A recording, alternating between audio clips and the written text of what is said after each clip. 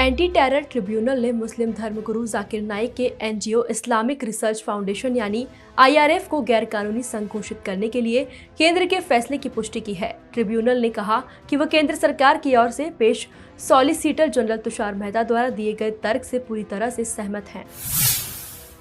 केंद्र के फैसले की पुष्टि करने के लिए जाकिर नाइक और इस्लामिक रिसर्च फाउंडेशन से जवाब मांगा गया था। इस पर इस्लामिक रिसर्च फाउंडेशन ने कहा कि फाउंडेशन को एक गैरकानूनी संघ घोषित करने की केंद्र की कार्रवाई पूरी तरह से अनुचित है।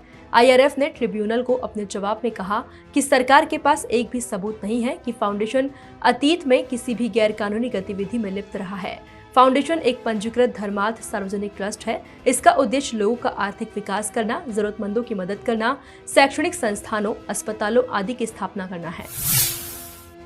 वहीं ट्रिब्यूनल के आदेश में कहा गया कि सबूतों से साबित हुआ है कि IRF ऐसी गतिविधियों में शामिल है जो देश की सुरक्षा के लिए खतरा है। इससे देश की शांति, सांप्रदायिक सद्भाव और धर्मनिरपेक्षता भंग हो सकती है।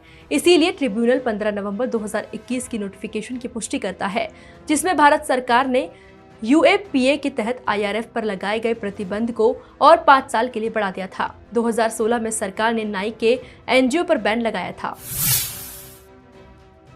केंद्र की नोटिफिकेशन में कहा गया था कि जाकिर के भाषण और बयान भारत और विदेशों में एक विशेष धर्म के युवाओं को आतंकवादी काम करने के लिए प्रेरित करने के लिए हैं।